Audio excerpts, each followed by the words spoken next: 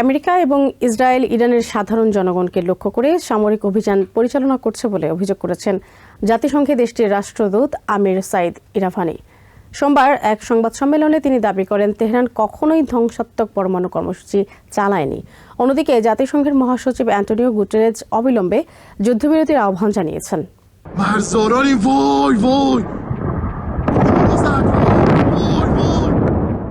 সোমবার সকালে ইরানের রাজধানী তেহরানের আকাশ ছেয়ে যায় কালো ধোঁয়ায়। রয়টার্স ধারণকৃত একটি ভিডিও ফুটেজে দেখা যায় একটি পুলিশ স্টেশনের উপর আছড়ে পড়েছে শক্তিশালী মিসাইল। উদ্ধারকারী দলগুলো এখন সেখানে ধ্বংসস্তূপ সরাচ্ছে। এই হামলায় আশেপাশের বসতবাড়ি এবং একটি শিশুদের খেলার মাঠও মারাত্মকভাবে ক্ষতিগ্রস্ত হয়েছে। মাটির সাথে মিশে গেছে সারিবদ্ধভাবে থাকা গাড়িগুলো।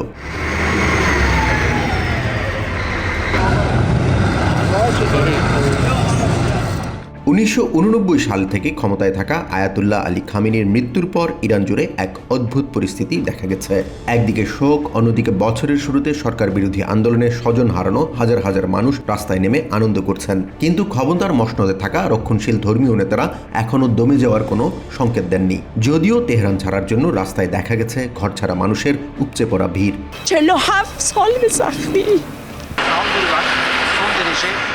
যুদ্ধ এখন আর শুধু ইরানে সীমাবদ্ধ নেই, ছড়িয়ে পড়েছে মধ্যপ্রাচ্যের অন্যান্য দেশেও। লেবাননের সশস্ত্র গোষ্ঠী হিজবুল্লাহর উপর হামলা শুরু করেছে ইসরায়েল। ইরানও পাল্টা আঘাত হিসেবে কাতার, কুয়েত এবং বাহরাইনের আমেরিকার ঘাঁটি লক্ষ্য করে ক্ষেপণাস্ত্র ছুড়েছে।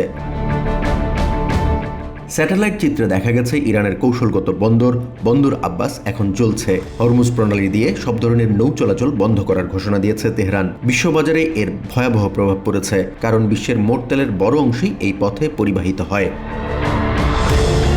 এদিকে জাতিসংঘে ইরানের রাষ্ট্রদূত আমির সাইদ ইরাভানি জানিয়েছেন, ইরান কখনোই ধ্বংসাত্মক পারমাণবিক অস্ত্র তৈরি করেনি, বরং আলোচনার টেবিলে থাকার সময় আমেরিকা এই অতর্কিত হামলা চালায়। For the second time, the United States chose force over diplomacy and violated the Charter.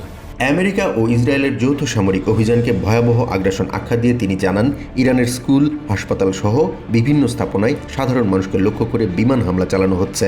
Military attack against the Islamic Republic of Iran. This was a calculated act of aggression. অন্যদিকে জাতিসংঘের মহাসচিব Antonio Guterres অবিলম্বে যুদ্ধবিরতির আহ্বান জানিয়েছেন। জাতিসংঘের মুখপাত্র Stephen Dujarric মহাসচিবের একটি জরুরি বার্তা পাঠ করেন। সেখানে গুতেরেস অবিলম্বে সামরিক তৎপরতা বন্ধ করে জাতিসংঘ সনদের ভিত্তিতে আলোচনা ও কূটনীতির টেবিলে ফেরার জোর দাবি জানিয়েছেন। The Secretary General praised Oman for its efforts on mediating a peaceful negotiations and reiterated his condemnation of the attacks against Iran.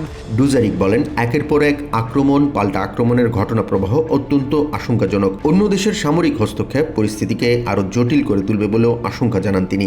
To that end, the Secretary General again calls for de-escalation, an immediate cessation of hostilities and genuine dialogue and negotiations. Jahan Mithun, TVN 24 news desk. New York থেকে সম্প্রচারিত TVN 24 television বিশ্বজুড়ে বাঙালির কণ্ঠস্বর।